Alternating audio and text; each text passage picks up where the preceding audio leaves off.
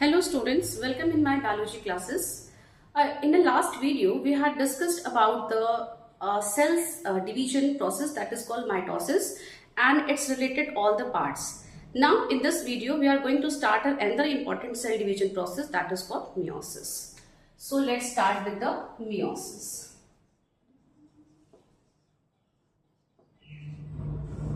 Meiosis is a kind of reductional division. Reductional division means a division in which when the cell is divided, the new cell which is formed having the half chromosome number as compared to the parent cell. So this is called a reductional division. Reductional division. So in the reductional division, the cell that forms having half the chromosome number as compared to the parent cell. So the daughter cells having half chromosome number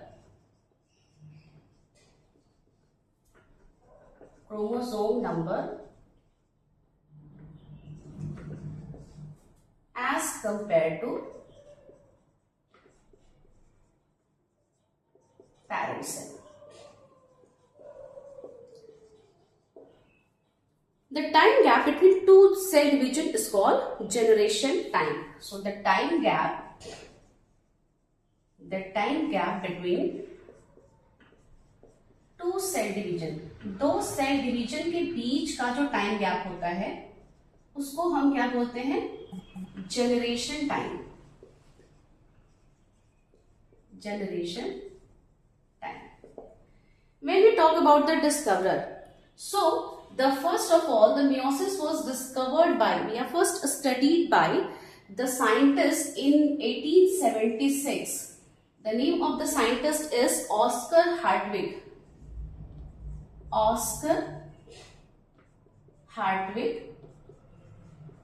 And he discovered the meiosis or studied the meiosis in the egg of sea urchin.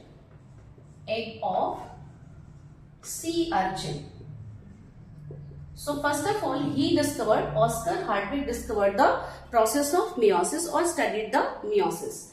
Now further study was done by scientists at a chromosomal level. That is in 1883, Van Wenden had studied the meiosis at chromosomal level. So studied meiosis at chromosomal level.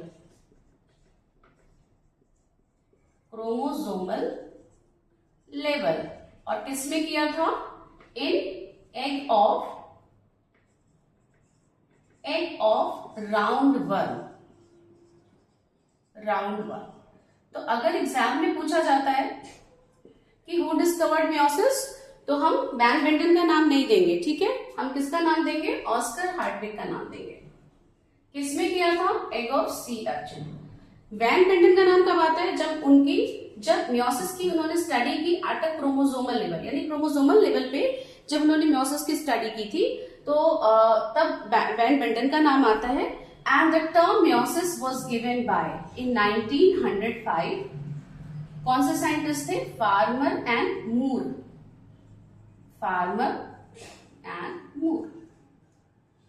क्या किया था इन्होंने? Term meiosis गिवन. ठीक है.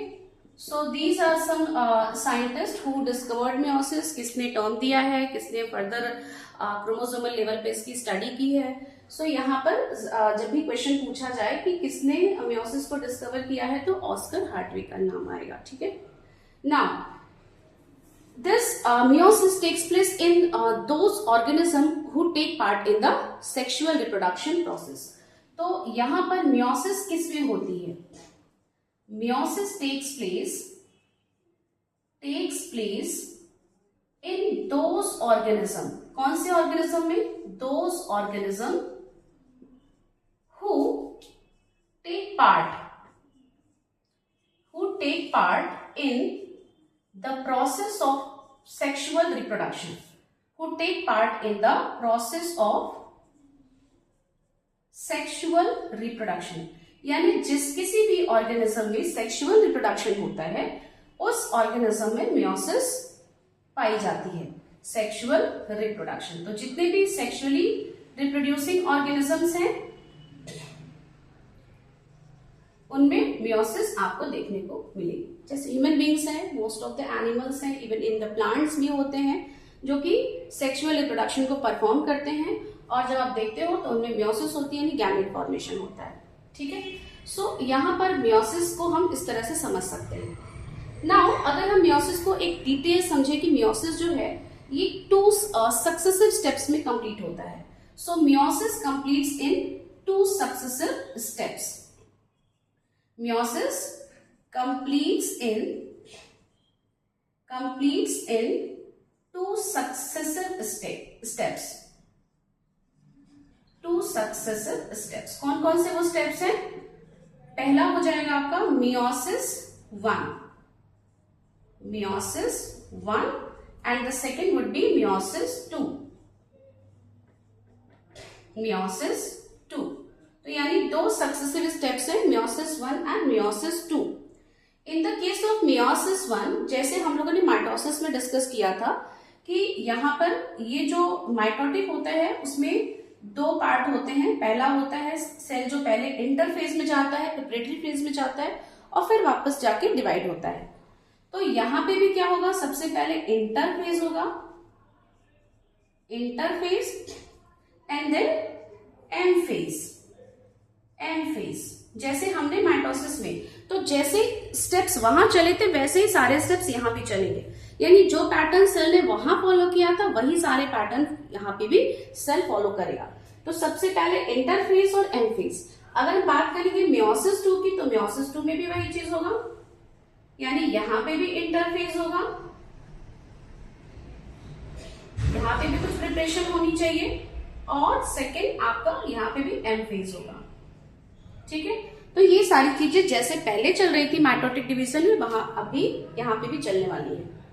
Now interphase is a very long phase and preparatory phase. तो यहाँ पर क्या हो रहा है कि जैसे हमने माइटोटिक डिवीजन में देखा था कि इंटरफेज में सेल्स जो होते हैं 3 स्टेप्स में कंप्लीट करते हैं, जैसे कि आपका G1 फेज हो जाता है, फिर आपका S फेज हो जाता है और G2 फेज हो जाता है। ठीक है, G1 फेज में क्या हो रहा है कि सेल में सारी प्रिपरेशन हो रही है, किसके लिए हो रही है, S फेज के लिए हो रही है। S फेज में क्या हो रहा है, डीएनए का एप्लीकेशन हो रहा है, यानी कि C वैल्यू डबल हो जा रही है, डीएनए कंटेंट डबल हो जा रहा है।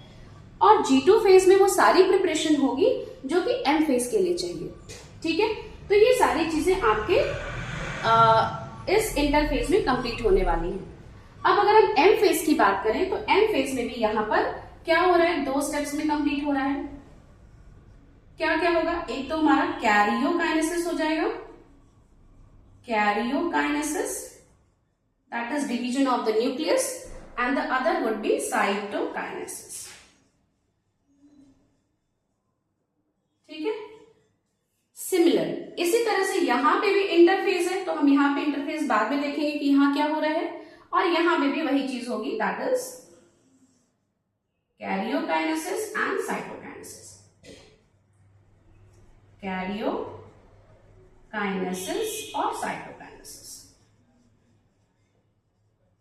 ठीक है, बट आवर कन्वीनियंट यहाँ चूंकि हमने 1 और 2 मेंशन किया है, तो इसीलिए हम कैरियोकाइनेसिस 1 लिखेंगे, साइटोकाइनेसिस 1 करेंगे, ताकि हम डिफरेंशिएट कर सकें कि ये पहला वाला साइटोकाइनेसिस है या बाद वाला है।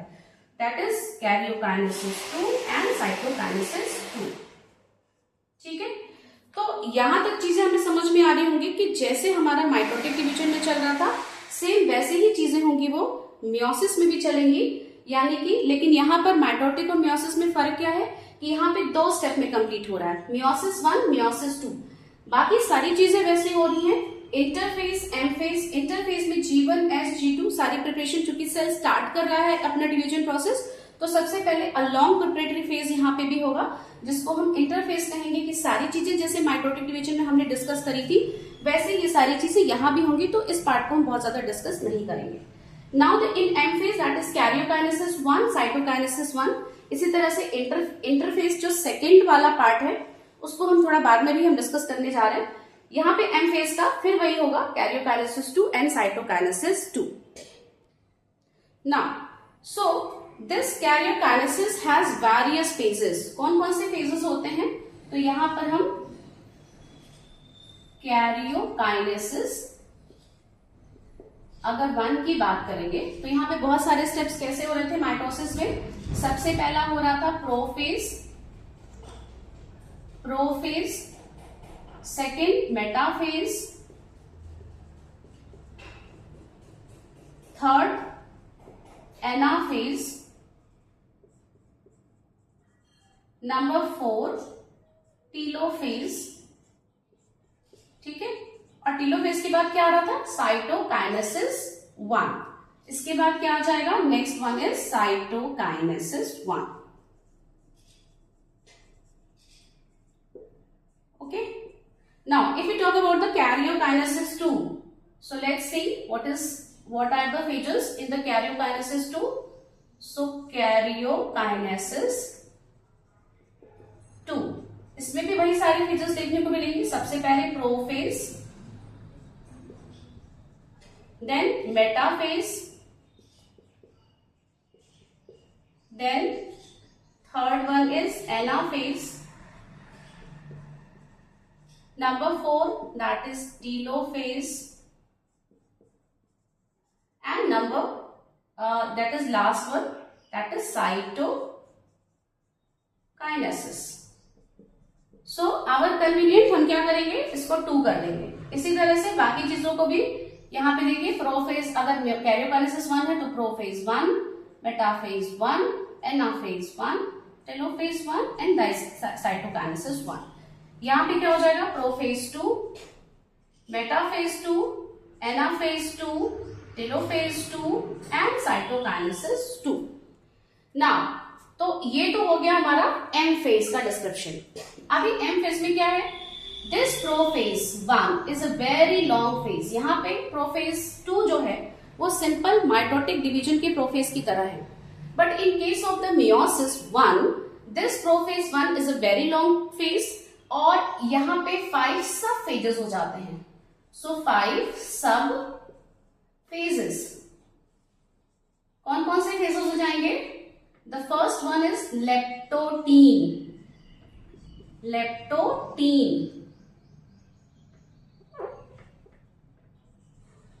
इसको हम लेप्टोनीमा भी कह सकते हैं,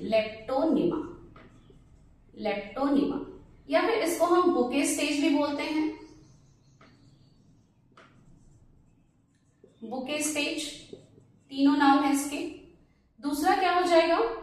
दैट इज जाइगोटीन या फिर जाइगोनीमा। थर्ड क्या हो जाएगा? पैकीटीन या फिर पैकीनीमा। नंबर 4 डिप्लोटीन या डिप्लोनीमा, and the last is diakinesis. So these are the 5 subphases of the prophase 1. Okay, so this prophase 1 is a very long phase having the 5 subphases: leptoteen, zygotein, pachytene, diploteen and diakinesis.